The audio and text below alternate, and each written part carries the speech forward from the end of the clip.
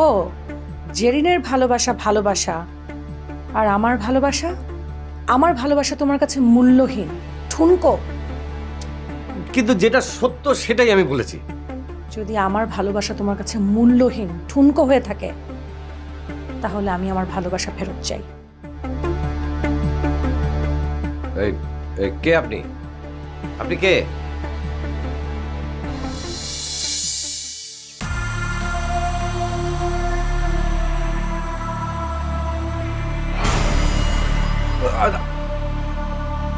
আনিকা,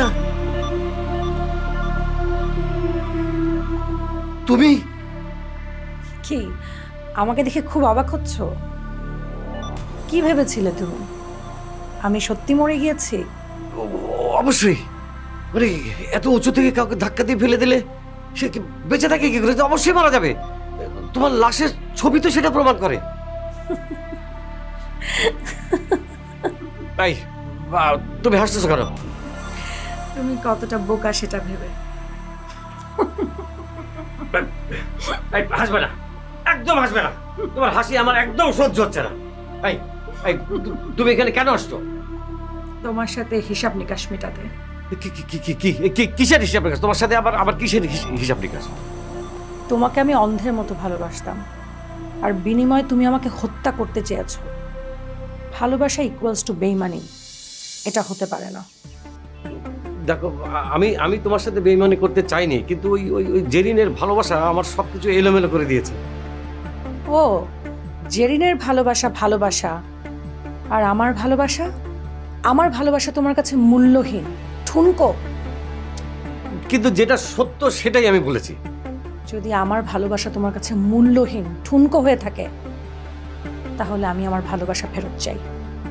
তোমার ভালোবাসা ফেরত দেওয়ার ক্ষমতা আর আমার নাই।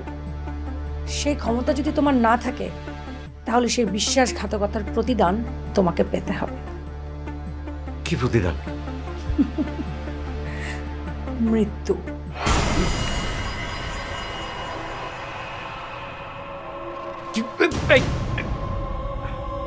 মৃত্যুর জন্য প্রস্তুত হও সাহিল। এই আনিকা, খবরদার বলছি, পিস্তলটা নামাও, কিন্তু নামাও বলছি। পিস্তলটা না নামালে কি করবে সাহিল? তোমার হাত থেকে পিস্তল কেড়ে নিয়ে আমি তোমার বুকে কিন্তু গুলি চালাবো। সেই সুযোগ তুমি আর পাবে না সাহিল। আনিকা আগে অবলা ছিল, কিন্তু সে এখন তার প্রতিশোধ নিতে জানে। দেখো, মানে আমি না হয় একটা ভুল করেছি, কিন্তু সেম তুমিও কি এই ভুলটা করতে পারবে? মানে তুমি তোমার নিজের হাতে তোমার স্বামীকে খুন করতে পারবে? কে আমার স্বামী? কোনো বেঈমান খুনি আমার স্বামী হতে পারে না, আমি স্বীকার করি না। আনিকা, প্লিজ, মানে আমি ভুল করেছি, আমি বুঝতে পারছি। তুমি আমাকে ক্ষমা করে দাও প্লিজ, আমাকে ক্ষমা করে দাও প্লিজ।